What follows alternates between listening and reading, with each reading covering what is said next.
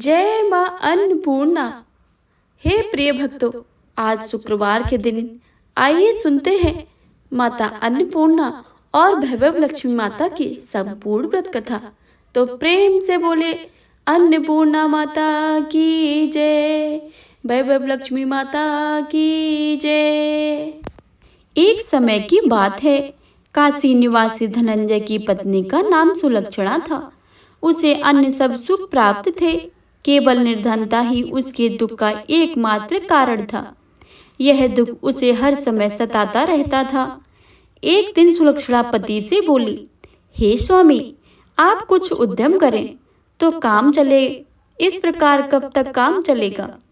सुलक्षणा की बातें सुनकर धनंजय के मन में बैठ गई और वह उसी दिन विश्वनाथ शंकर जी को प्रसन्न करने के लिए बैठ गया और कहने लगा, हे देवादिदेव विश्वेश्वर, मुझे पूजा पाठ कुछ नहीं आता है, केवल आपके भरोसे बैठा हूँ।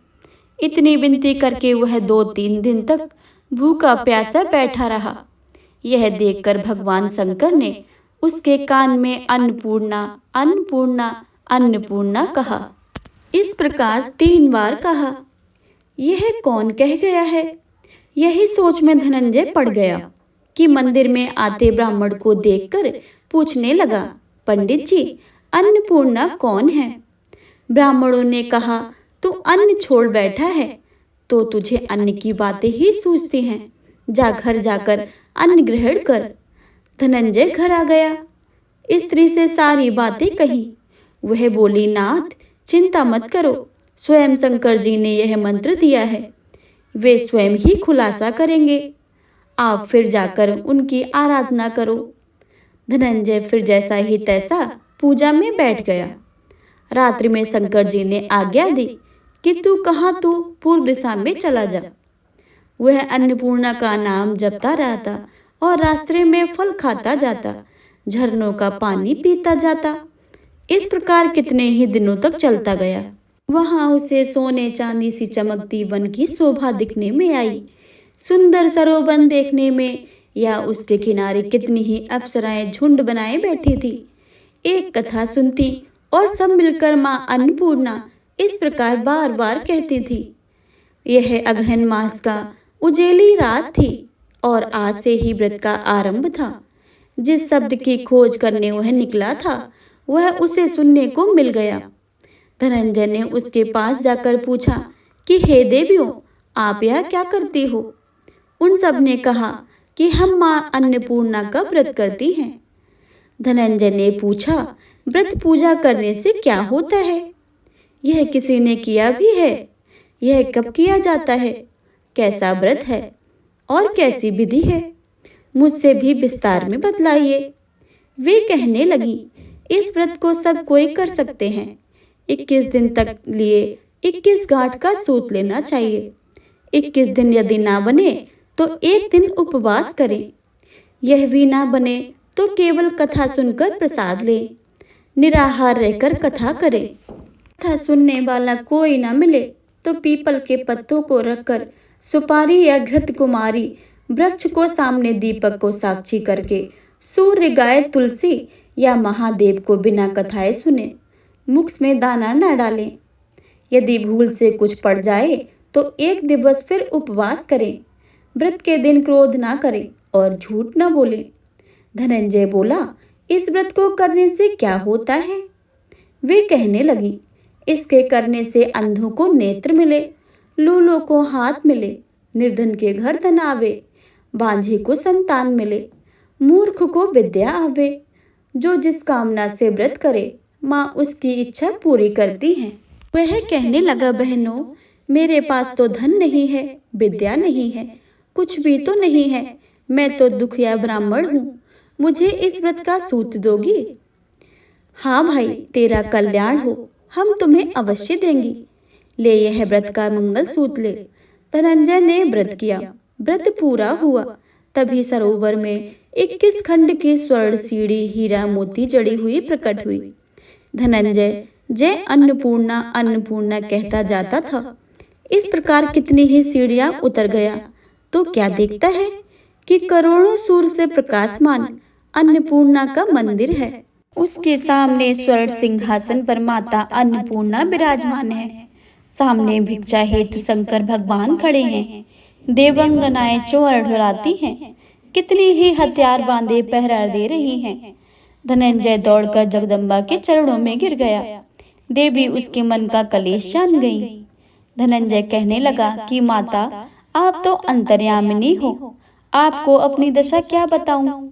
माता बोली, मेरा व्रत किया है, जा संसार तेरा सत्कार करेगा। माता ने धनंजय की जिह्वा पर बीज मंत्र लिख दिया। अब वह तो उसके रोम रोम में विद्या प्रकट हो गई। इतने में क्या देखता है कि वह काशी विश्वनाथ के मंदिर में खड़ा है। माँ का वरदान लेकर धनंजय घर आ गया। सुलक्षणा से सारी बातें कही। माता जी की कृपा से उसके घर में संपत्ति उमड़ने लगी। छोटा सा घर बहुत बड़ा गिना जाने लगा। जैसे शहद के छत्ते में मक्खियां जमा होती हैं, उसी प्रकार अनेक सगे संबंधी आकर उनकी बड़ाई करने लगे। कहने लगे, इतना धन और इतना बड़ा घर, सुंदर संतान नहीं तो इस कमाई का कौन भोग करेगा। सुलक्षणा से संतान नहीं है, इसलिए तुम दूसरा विवाह कर लो। अनिच्छा होते हुए भी धनंजय को दूसरा विवाह करना पड़ा और सती सुलक्षणा को सौत का दुख उठाना पड़ा। इस प्रकार दिन बीतते गए। फिर अगहन मास आया। नए बंधन में बंधे पति पत्नी ने सुलक्षणा से कहा कि हम व्रत के प्रभाव से सुखी हुए हैं, इस कारण यह व्रत नहीं छोड़ना चाहिए। यह माता जी का प्रताप है जो हम इतने संपन्न और सुखी हैं। सुलक्षणा की बातें सुनकर धनंजय उसके यहाँ आया और व्रत में बैठ गया। नई बहू को इस व्रत की खबर नहीं थी। वह धनंजय के आने की राह देख रही थी। दिन बीतते गए और व्रत पूर्ण होने में 3 दिवस ही बाकी थे कि नई बहू को खबर पड़ी कि उसके मन में ईर्ष्या की ज्वाला दहकने लगी। सुलक्षणा के घर जा पहुंची और उसने वहां भगदड़ मचा दी। वह धनंजय को अपने साथ ले गई। नए घर में धनंजय को थोड़ी देर के लिए निद्रा भी न आए। इस समय नई बहू ने उसका व्रत का सूत तोड़कर आग में फेंक दिया। अब तो माता जी का क्रोध जाग गया। घर में अकस्मात आग लग गई। सब कुछ जलकर खाक हो गया। सुलक्षणा जान गई और पति को फिर अपने घर ले आई। नई बहू रूठकर पिता के घर जा बैठी। पति को परमेश्वर मानने वाली सुलक्षणा बोली, नाथ, घबराना नहीं, माता जी की कृपा अलौकिक है। पुत्र कुपुत्र हो जाता है, पर माता कुमाता नहीं होती है। अब आप श्रद्धा और भक्ति से आराधना शुरू करो, वे जरूर हमारा कल्याण करेंगी। धनंजय फिर माता के पीछे पड़ गया। वहीं वह सरोवर सीढ़ी प्रकट हुई। उसमें माँ अन्नपूर्णा कहकर उतर गया। वहां जाकर माता जी के चरणों में रुदन करने लगा। माता प्रसन्न होकर बोली, यह मेरी स्वर्ण की मूर्ति ले और इसकी पूजा करना, तू फिर सुखी हो जाएगा। जा, तुझे मेरा आशीर्वाद है। तेरी स्त्री सुलक्षणा ने श्रद्धा से मेरा व्रत किया है, उसे मैंने पुत्र दिया है। धनंजय ने आंखें खोली तो खुद को काशी विश्वनाथ के मंदिर में खड़ा पाया। वहां से फिर उसी प्रकार को घर आया। इधर सुलक्षणा के दिन चढ़े और महीने पूरे होते ही पुत्र का जन्म हुआ। गांव में आश्चर्य की लहर दौड़ गई। इस प्रकार उसी गांव के निसंतान सेठ के पुत्र होने पर उसने माता अन्नपूर्णा का मंदिर बनवा दिया। उससे माता जी धूमधाम से पधारी, यज्ञ किया और धनंजय को मंदिर के आचार्य का पद दे दिया। जीविका के लिए मंदिर की दक्षिणा को रहने के लिए बड़ा मंदिर सा भवन दिया। धनंजय स्त्री पुत्री सहित वहां रहने लगा। माता जी के चढ़ावे से भरपूर आमदनी होने लगी। उधर नई बहू के पिता के घर डाका पड़ गया और सब लुट गया। वे भीख मांगकर पेट भरने लगे। सुलक्षणा ने जब यह सुना तो उन्हें बुलावा भेजा, अलग घर में रख लिया और उनके अस्त्र वस्त्र का प्रबंध किया। धनंजय, सुलक्षणा, उसका पुत्र माता जी की कृपा से आनंद से रहने लगे। माता जी ने इनके भंडारे भरे, वैसे ही सबके भंडारे भरे। इनसे बोलिए माता अन्नपूर्णा की जय। प्रिय श्रोताओं, आइए आप सुनते हैं माता लक्ष्मी की वैभव लक्ष्मी व्रत की कथा। तो आप पूरे भक्ति भाव से और मन लगाकर पूरा अवश्य सुने। किसी शहर में अनेक लोग रहते थे। सभी अपने अपने कामों में लगे रहते थे। किसी को किसी की परवाह नहीं थी। भजन कीर्तन भक्ति भाव दया माया परोपकार जैसे संस्कार कम हो गए हैं। शहर में बुराइयां बढ़ गई थी। शराब जुआ रेस व्यभिचार चोरी डकैती वगैरह बहुत से गुनाह शहर में होते थे। इतने बावजूद शहर में कुछ अच्छे लोग भी रहते थे। ऐसे ही अच्छे लोगों में शीला और उनकी पति की गृहस्थी मानी जाती थी। शीला धार्मिक प्रवृत्ति की थी और संतोषी स्वभाव वाली थी। उनका पति भी विवेकी और सुशील था। शीला और उसका पति कभी किसी की बुराई नहीं करते थे और प्रभु भजन में अच्छी तरह समय व्यतीत करते थे। शहर के लोग उनकी गृहस्थी की सराहना करते थे। देखते ही देखते समय बदल गया। शीला का पति बुरे लोगों से दोस्ती कर बैठा। वह जल्द से जल्द करोड़पति होने को ख्वाब देखने लगा, इसलिए वह गलत रास्ते पर चल पड़ा। फलस्वरूप वह करोड़पति बन गया, यानी रास्ते पर भटकते भिखारी जैसी उसकी हालत हो गई थी। शराब जुआ रेस चरस गांजा वगैरह बुरी आदतों में शीला का पति भी फंस गया। दोस्तों के साथ उसे भी शराब की आदत हो गई।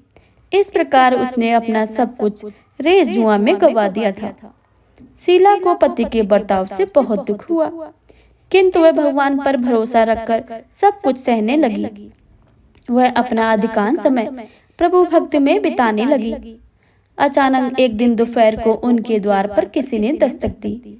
शीला ने द्वार खोला तो देखा एक माजी खड़ी थी। वे बड़ी उम्र की लगती थी, किंतु उनके चेहरे पर अलौकिक तेज निखर रहा था।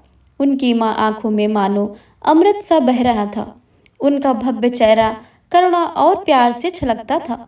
उनको देखते ही शीला के मन में अपार शांति छा गई। वैसे शीला इस माजी को पहचानती न थी, फिर भी उनको देखकर शीला के रोम रोम में आनंद सा छा गया। शीला माजी को आदर के साथ घर में ले आई। घर में बिठाने के लिए कुछ भी नहीं था, अतः शीला ने सपचाकर एक फटी हुई चादर पर उनको बिठाया। माजी ने कहा, क्यों शीला, मुझे पहचाना नहीं? शीला ने सपचाकर कहा कि माँ, आपको देखते ही बहुत खुशी हो रही है, बहुत शांति हो रही है। ऐसा लगता है कि मैं बहुत दिनों से जिसे ढूंढ रही हूँ वो आप ही हैं, पर मैं आपको पहचान नहीं सकती। माँ जी ने कहा, क्यों मुझे भूल गई? हर शुक्रवार को लक्ष्मी जी के मंदिर में भजन कीर्तन होते हैं, तब मैं भी वहाँ आती हूँ। वहाँ हर शुक्रवार को हम मिलते हैं। पति गलत रास्ते पर जब से चला गया, तब से शीला बहुत दुखी हो गई थी और दुख की मारी लक्ष्मी जी के मंदिर में भी नहीं जाती थी। बाहर के लोगों के साथ नजर मिलाते उसे शर्म लगती थी। उसने याददाश्त पर जोर दिया, पर माँ जी याद नहीं आ रही थी। तभी माँ जी ने कहा कि तू लक्ष्मी जी के मंदिर में कितने मधुर भजन गाती थी, अभी अभी तू दिखाई नहीं दी, इसलिए मुझे हुआ कि तू क्यों नहीं आती है, कहीं बीमार तो ना हो गई। ऐसा सोचकर मैं तुझसे मिलने चली आई। माँ जी के अति प्रेम भरे शब्दों से शीला का हृदय पिघल गया। उसकी आंखों में आंसू आ गए। माँ जी के सामने वह बिलक बिलक कर रोने लगी। यह देखकर माँ जी शीला के नजदीक सिर गए और उसकी सजगती पीठ पर प्यार भरा हाथ फेरकर सांत्वना देने लगी। माँ जी ने कहा, सुख और दुख तो धूप छांव जैसे होते हैं। सुख के पीछे दुख आता है तो दुख के पीछे सुख भी आता है। धैर्य रखो बेटी, तुझे क्या परेशानी है? तेरे दुख की बात मुझे सुना, तेरा मन भी हल्का हो जाएगा और तेरे दुख का कोई उपाय भी मिल जाएगा। माँ जी की बात सुनकर शीला के मन को शांति मिली। उसने माँ जी को कहा कि माँ, मेरी गृहस्थी में भरपूर सुख और खुशियाँ थी। मेरे पति भी सुशील थे। भगवान की कृपा से पैसे की बात में भी हमें संतोष था। हम शांति से गृहस्थी चलाते, ईश्वर भक्त में अपना वक्त व्यतीत करते थे। यह हमारा भाग्य हमसे रूठ गया। मेरे पति को बुरी दोस्ती हो गई। बुरी दोस्ती की वजह से वे शराब जुआ रेस चरस गांजा वगैरह खराब आदतों के शिकार हो गए और उन्होंने सब कुछ गवा दिया और हम रास्ते के भिखारी जैसे बन गए। यह सुनकर माँ जी ने कहा, सुख के पीछे दुख और दुख के पीछे सुख आता ही रहता है। ऐसा भी कहा जाता है कि कर्म की गति न्यारी होती है। हर इंसान को अपने कर्म भुगतने ही पड़ते हैं, इसलिए तू चिंता मत कर। अब तू कर्म भुगत चुकी है, अब तुम्हारे सुख के दिन अवश्य ही आएंगे। तू तो माँ लक्ष्मी जी की भक्त है, और माँ लक्ष्मी जी तो प्रेम और करुणा के अवतार हैं। वे अपने भक्तों पर हमेशा ममता रखती हैं, इसलिए तू धैर्य रखकर माँ लक्ष्मी जी का व्रत कर, इससे सब कुछ ठीक हो जाएगा। माँ लक्ष्मी जी का व्रत की बात सुनकर शीला के चेहरे पर चमक आ गई और उसने पूछा कि माँ लक्ष्मी जी का व्रत कैसे किया जाता है, वह मुझे समझाइए, मैं यह व्रत अवश्य ही करूंगी। माँ जी ने कहा, बेटी, माँ लक्ष्मी जी का व्रत बहुत सरल है। उसे वरलक्ष्मी व्रत या वैभव लक्ष्मी व्रत भी कहा जाता है। यह व्रत करने वाले की सब मनोकामनाएं पूर्ण होती हैं, वह सुख संपत्ति और यश प्राप्त करता है। ऐसा कहकर माँ लक्ष्मी जी की वैभव लक्ष्मी व्रत की विधि कहने लगी। बेटी, वैभव लक्ष्मी व्रत वैसे तो सीधा साधा व्रत है, किंतु कई लोग उसे गलत तरीके से करते हैं, अतः उसका फल नहीं मिलता है।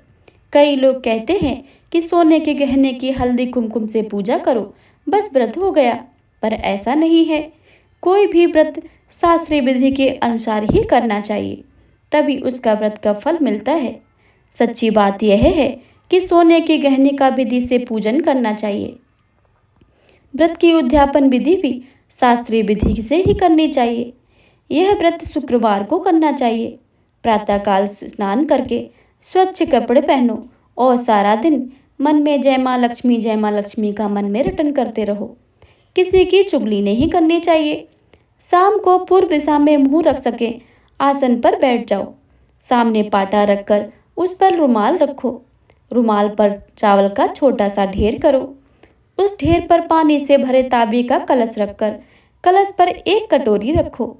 उस कटोरी में एक सोने का गहना रखो। सोने का ना हो तो चांदी का चलेगा, चांदी का ना हो तो नगद रुपए भी चलेगा। बाद में घी का दीपक जलाकर अगरबत्ती सुलगा कर रखो। माँ लक्ष्मी जी के बहुत स्वरूप हैं और माँ लक्ष्मी जी को श्रीअंत अति प्रिय है, अतः वैभव लक्ष्मी में पूजन विधि करते वक्त सर्वप्रथम श्रीअंत और लक्ष्मी जी के वैभव स्वरूपों को सच्चे दिल से दर्शन करो। उसके बाद लक्ष्मी स्तवन का पाठ करो। बाद में कटोरी में रखे गहने या रुपए को हल्दी कुमकुम और चावल चढ़ाकर पूजा करो और लाल रंग का फूल चढ़ाओ। शाम को कोई मीठी चीज बनाकर उसका प्रसाद रखो। ना हो सके तो शक्कर गुड़ भी चल सकता है। फिर आरती करके 11 बार सच्चे हृदय से जय माँ लक्ष्मी बोलो। बाद में 11 या 21 शुक्रवार व्रत करने का दृढ़ संकल्प माँ के सामने करो और जो आपकी मनोकामना हो वह पूरी करने के लिए माँ जी से विनती करो। माँ का प्रसाद बांट दो और थोड़ा प्रसाद अपने लिए रखो।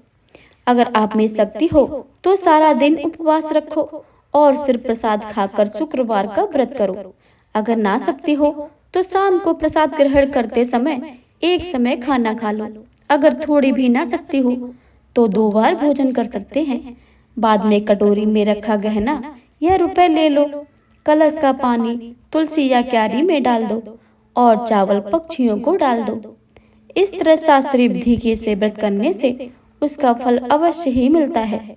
इस व्रत के प्रभाव से सब प्रकार की विपत्ति दूर होकर आदमी माला माल हो जाता है। संतान ना हो तो संतान प्राप्ति होती है। सौभाग्यवती स्त्री का सौभाग्य अखंड रहता है। कुमारी लड़की को मनभावन पति मिलता है। शीला यह सुनकर आनंदित हो गई। फिर पूछा, माँ जी, आपने वैभव लक्ष्मी जो शास्त्रीय विधि बताई है मैं वैसे अवश्य ही करूंगी, किंतु उसकी उद्यापन विधि किस तरह करनी चाहिए यह भी कृपा करके मुझे सुनाइए। माँ जी ने कहा, 11 या 21 जो मन्नत मानी हो उतने शुक्रवार यह वैभव लक्ष्मी पूरी श्रद्धा और भावना से करना चाहिए। व्रत के आखिरी शुक्रवार को खीर या नैवेद्य रखो। पूजन विधि हर शुक्रवार को करते हैं वैसी ही करनी चाहिए। पूजन विधि के बाद श्रीफल तोड़ो और कम से कम 7 कुमारी या सौभाग्यशाली स्त्रियों को कुमकुम का तिलक करके वैभव लक्ष्मी व्रत की एक पुस्तक उपहार में देनी चाहिए और सबको खीर का प्रसाद देना चाहिए। फिर धन लक्ष्मी स्वरूप वैभव लक्ष्मी स्वरूप माँ लक्ष्मी जी की छवि को प्रणाम करें और माँ लक्ष्मी जी का यह स्वरूप वैभव देने वाला है। प्रणाम करके मन ही मन भावुकता से माँ लक्ष्मी जी की प्रार्थना करते वक्त कहें कि हे माँ धन लक्ष्मी, हे माँ भैभव लक्ष्मी, मैंने सच्चे हृदय से आपका व्रत पूर्ण किया है, तो माँ हे हमारी मनोकामनाएं पूर्ण करो, हमारा सबका कल्याण कीजिए। जिसे संतान न हो उसे संतान देना, सौभाग्यशाली स्त्री का सौभाग्य अखंड रखना, कुमारी लड़की को मन भावन पति देना। आपका यह चमत्कारी वैभव लक्ष्मी जो सा करे उसकी सब विपत्ति दूर करना, सबको सुखी करना। हे माँ, आपकी महिमा अपरंपार है।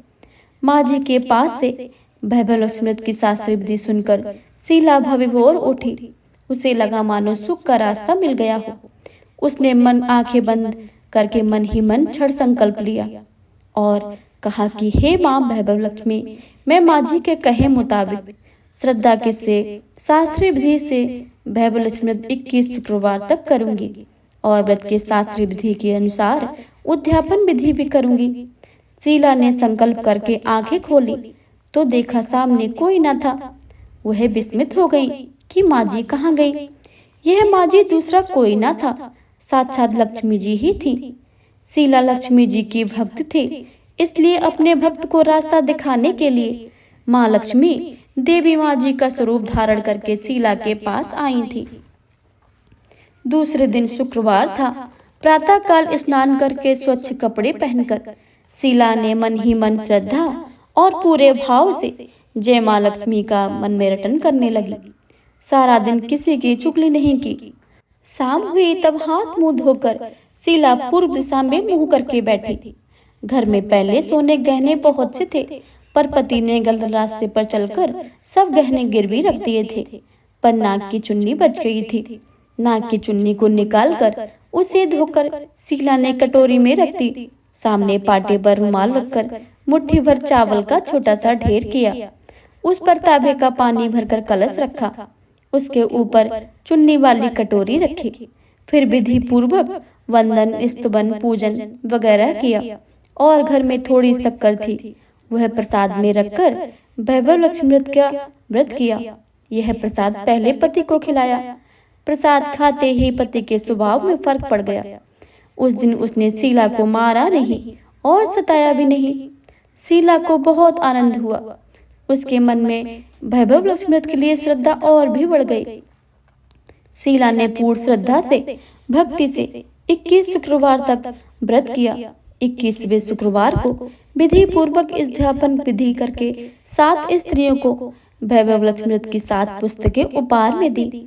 फिर माता जी के धनलक्ष्मी स्वरूप को छवि को बंधन करके भाव से मन ही मन प्रार्थना करने लगी। हे मां धनलक्ष्मी, मैंने आपका वैभव लक्ष्मी करने की जो मन्नत मानी थी वह व्रत आज पूर्ण किया है। हे मां, हमारे हर विपत्ति को दूर करो, हमारा सबका कल्याण करो। जिसे संतान न हो उसे संतान देना, सौभाग्यवती स्त्री का सौभाग्य अखंड रखना, कुंवारी लड़की को मन भावन पति देना। जो आपका यह चमत्कारी वैभव लक्ष्मी जो करे उसकी सब विपत्ति दूर करना, सबको सुखी करना। हे माँ, आपकी महिमा अपरंपार है। ऐसा बोलकर लक्ष्मी जी के धनलक्ष्मी स्वरूप को छवि को प्रणाम किया। इस तरह शास्त्रीय विधि से शीला ने श्रद्धा से व्रत किया और तुरंत ही उसे फल मिला। उसका पति सही रास्ते पर चलने लगा और अच्छा आदमी बन गया और कड़ी मेहनत करके व्यवसाय करने लगा। धीरे धीरे समय परिवर्तित हुआ और उसने शीला के गिरवी रखे हुए गहने छुड़ा लिए। घर में धन की बाढ़ सी आ गई। घर में पहले जैसी सुख शांति छा गई। वैभव लक्ष्मी के प्रभाव को देखकर मोहल्ले की दूसरी स्त्रियां भी शास्त्रीय विधि से वैभव लक्ष्मी करने लगी। हे मां धनलक्ष्मी, आप जैसे शीला पर प्रसन्न हुई हैं, उसी तरह आपका व्रत करने वाले सब पर प्रसन्न होना। हे वैभव लक्ष्मी माँ, आपकी इस व्रत कथा को सुनने वाले, पढ़ने वाले तथा हुंकार भरने वाले सब पर अपनी कृपा बनाए रखना।